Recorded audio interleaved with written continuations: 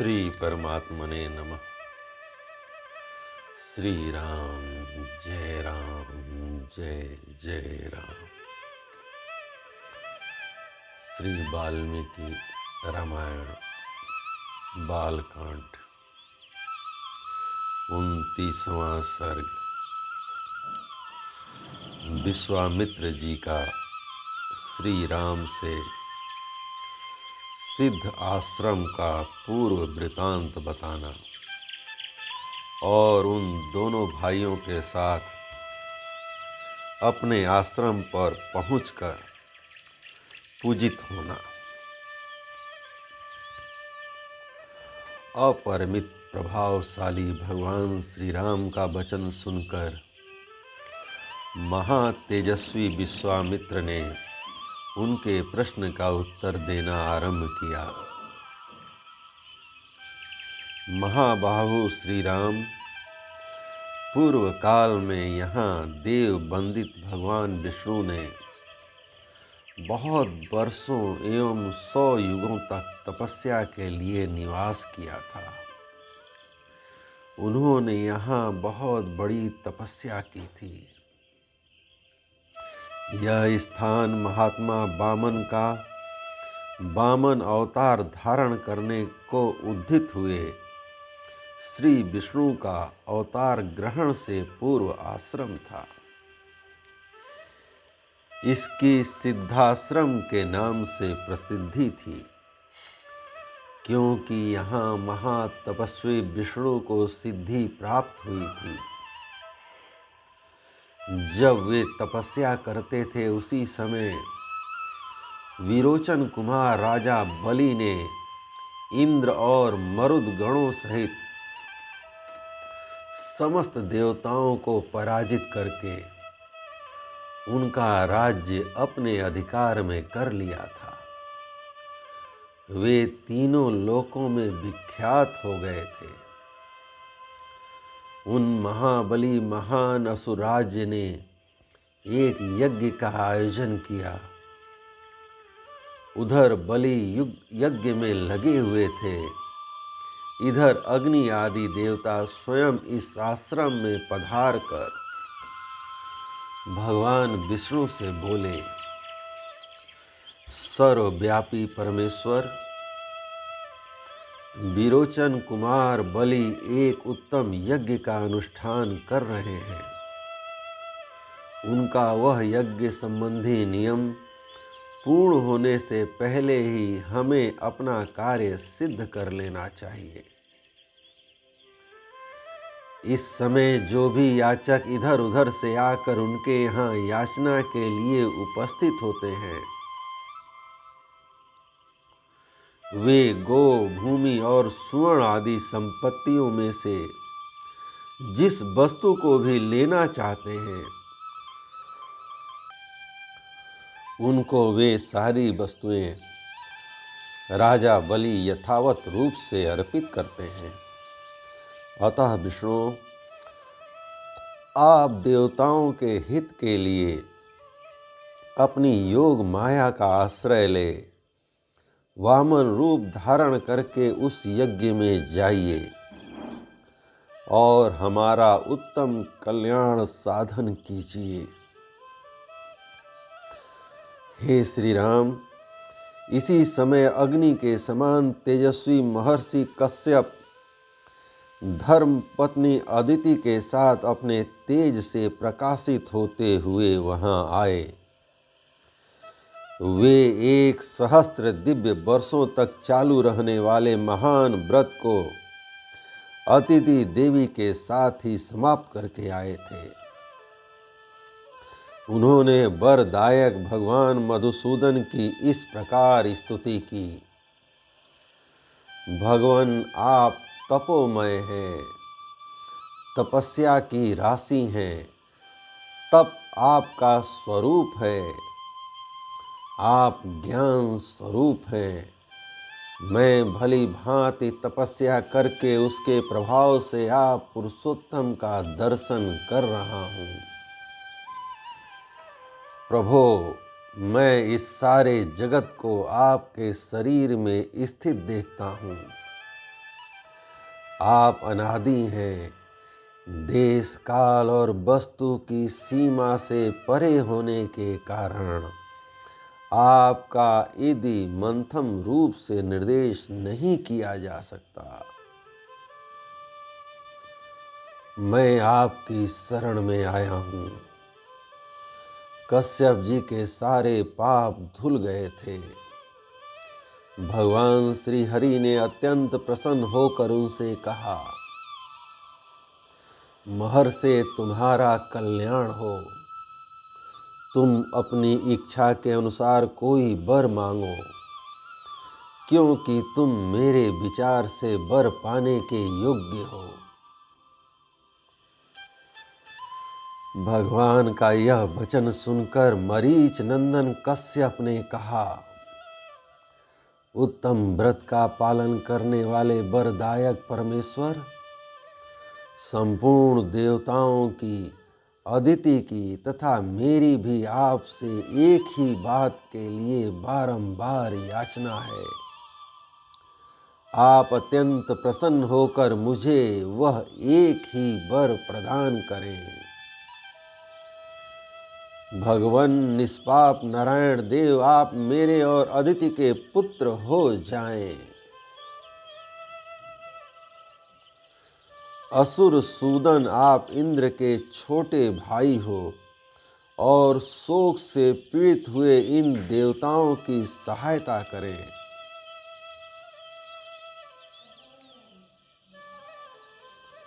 असुर सूदन, आप इंद्र के छोटे भाई हों और शोक से पीड़ित हुए इन देवताओं की सहायता करें।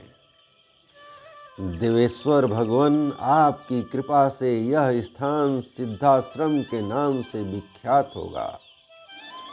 अब आपका तप रूप कार्य सिद्ध हो गया है, अतः यहाँ से उठिए।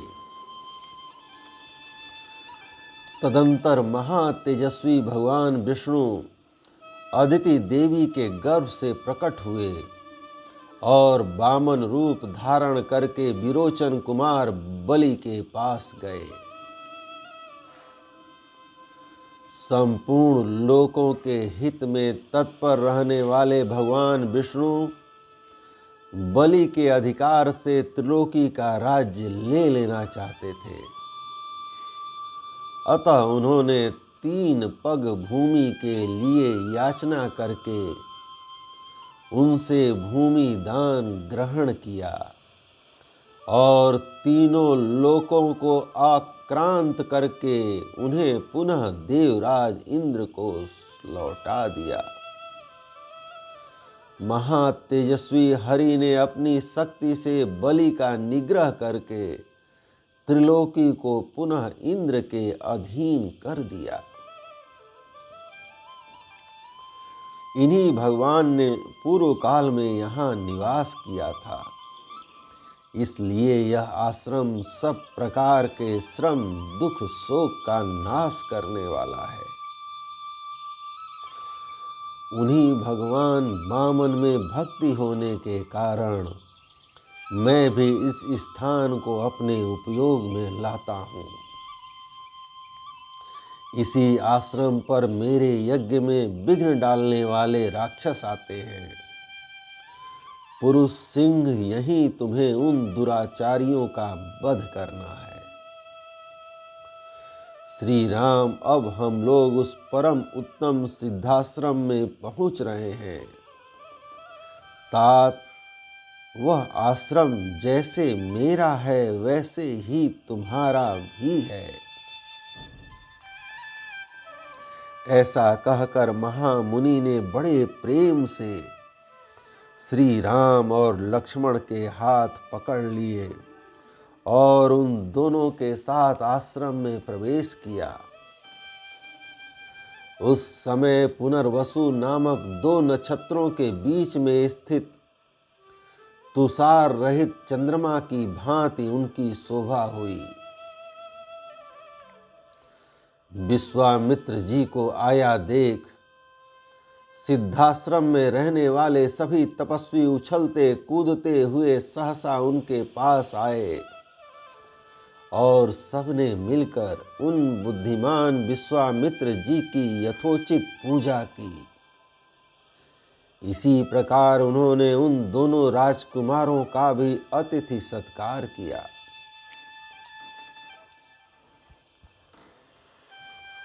दो घड़ी तक विश्राम करने के बाद रघुकुल को आनंद देने वाले शत्रु दमन राजकुमार श्री राम और लक्ष्मण हाथ जोड़कर मुनिवर विश्वामित्र से बोले, मुनि श्रेष्ठ, आप आज ही यज्ञ की दीक्षा ग्रहण करें, आपका कल्याण हो। यह सिद्धाश्रम वास्तव में यथा नाम तथा गुण सिद्ध हो और राक्षसों के वध के विषय में आपकी कही हुई बात सच हो। उनके ऐसा कहने पर महातेजस्वी महर्षि विश्वामित्र जितेंद्रीय भाव से नियम पूर्वक यज्ञ की दीक्षा में प्रविष्ट हुए।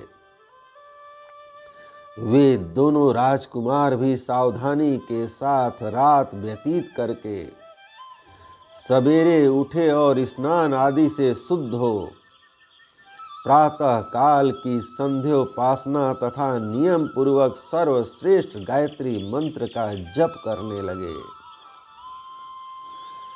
जप पूरा होने पर उन्होंने अग्निहोत्र करके बैठे हुए विश्वामित्र जी के चरणों में वंदना की।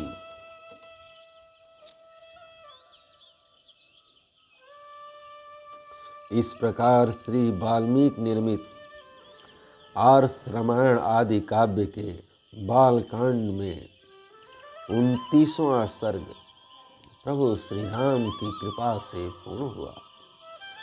जय राम, श्री राम, जय जय राम, जय राम, श्री राम, जय जय राम।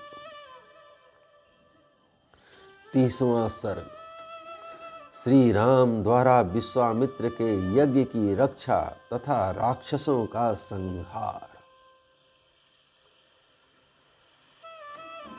तदंतर देश और काल को जानने वाले शत्रु दमन राजकुमार श्री राम और लक्ष्मण, जो देश और काल के अनुसार बोलने योग्य वचन के मर्मज्ञ थे, कौशिक मुनि से इस प्रकार बोले, भगवान, अब हम दोनों यह सुनना चाहते हैं कि किस समय उन दोनों निशाचरों का आक्रमण होता है, जबकि हमें उन दोनों को यज्ञ भूमि में आने से रोकना है।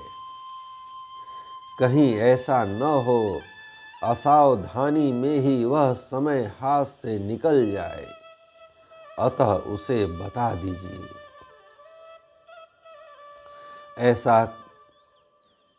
ऐसी बातें कहकर युद्ध की इच्छा से उतावले हुए उन दोनों कुकुत्वंशी राजकुमारों की ओर देखकर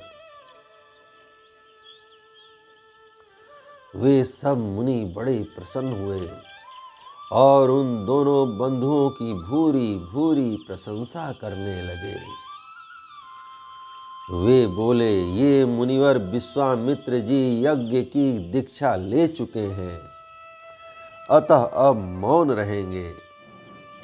आप दोनों रघुवंशी वीर सावधान होकर आज से 6 रातों तक इनके यज्ञ की रक्षा करते रहें। मुनियों का यह वचन सुनकर वे दोनों यशस्वी राजकुमार लगातार 6 दिन और 6 रात तक उस तपोवन की रक्षा करते रहे। इस बीच में उन्होंने नींद भी नहीं ली। शत्रुओं का दमन करने वाले वे परम धनुर्धर वीर सतत सावधान रहकर मुनिवर विश्वामित्र के पास खड़े हो उनकी और उनके यज्ञ की रक्षा में लगे रहे। इस प्रकार कुछ काल बीत जाने पर जब 6ठा दिन आया, तब श्री राम ने सुमित्रा कुमार लक्ष्मण से कहा, सुमित्रा नंदन, तुम अपने चित्त को एकाग्र करके सावधान हो जाओ। युद्ध की इच्छा से शीघ्रता करते हुए श्री राम इस प्रकार कह ही रहे थे कि उपाध्याय ब्रह्मा, पुरोहित, उपदृष्टा तथा अन्य ऋतुजों से घिरी हुई यज्ञ की वेदी सहसा प्रज्वलित हो उठी। वेदी का यह जलना राक्षसों के आगमन का सूचक उत्पात था। उसके बाद कुश, चमस, श्रुक, समिधा और फूलों के ढेर से सुशोभित होने वाली विश्वामित्र तथा ऋतुजों सहित जो यज्ञ की वेदी थी उस पर आह्वनी अग्नि प्रज्वलित हुई। अग्नि का यह प्रज्वलन यज्ञ के उद्देश्य से हुआ था। फिर तो शास्त्रीय विधि के अनुसार वेद मंत्रों के उच्चारण पूर्वक उस यज्ञ का कार्य आरंभ हुआ। इसी समय आकाश में बड़े जोर का शब्द हुआ जो बड़ा ही भयानक था। जैसे वर्षा काल में मेघों की घटा सारे आकाश को घेर कर छाई हुई दिखाई देती है, उसी प्रकार मारीच और सुबाहु नामक राक्षस सब ओर अपनी माया फैलाते हुए यज्ञ मंडप की ओर दौड़े आ रहे थे। उनके अनुचर भी उनके साथ थे। उन भयंकर राक्षसों ने वहां आकर रक्त की धाराएं बरसाना आरंभ कर दिया। रक्त के उस प्रवाह से यज्ञ वेदी के आसपास की भूमि को भीगी हुई देख श्री रामचंद्र जी सहसा दौड़े और इधर उधर दृष्टि डालने पर उन्होंने उन राक्षसों को आकाश में स्थित देखा। मारीच और सुबाहु को सहसा आते देख कमल नयन श्री राम ने लक्ष्मण की ओर देखकर कहा, लक्ष्मण वह देखो, मांस भक्षण करने वाले दुराचारी राक्षस आ गए हैं। मैं मानवास्त्र से इन सबको उसी प्रकार मार भगाऊंगा जैसे वायु के वेग से बादल छिन्न भिन्न हो जाते हैं। मेरे इस कथन में तनिक भी संदेह नहीं है। ऐसे कायरों को मैं मारना नहीं चाहता। ऐसा कहकर वेगशाली श्री राम ने अपने धनुष पर परम उदार मानवास्त्र का संधान किया। वह अस्त्र अत्यंत तेजस्वी था। श्री राम ने बड़े रोष में भरकर मारीच की छाती में उस बाण का प्रहार किया। उस उत्तम मानवास्त्र का गहरा आघात लगने से मारीच पूरे 100 योजन की दूरी पर समुद्र के जल में जा गिरा। सीतेशु नामक मानवास्त्र से पीड़ित हो मारीच अचेत सा होकर चक्कर काटता हुआ दूर चला जा रहा है। यह देख श्री राम ने लक्ष्मण से कहा, लक्ष्मण देखो, मनु के द्वारा प्रयुक्त सीतेशु नामक मानवास्त्र इस राक्षस को मूर्छित करके दूर लिए जा रहा है, किंतु इसके प्राण नहीं ले रहा है। अब यज्ञ में विघ्न डालने वाले इन दूसरे निर्दय दुराचारी पाप कर्मी एवं रक्त भोजी राक्षसों को भी मार गिराता हूं। लक्ष्मण से ऐसा कहकर रघुनंदन श्री राम ने अपने हाथ की फूर्ति दिखाते हुए शीघ्र ही महान अग्न्यास्त्र का संधान करके उसे सुबाहु की छाती पर चलाया। उसकी चोट लगते ही वह मरकर पृथ्वी पर गिर पड़ा। फिर महायशस्वी परम उदार रघुवीर ने वायव्यास्त्र अस्त्र लेकर शेष निशाचरों का भी संहार कर डाला। और मुनियों को परम आनंद प्रदान किया।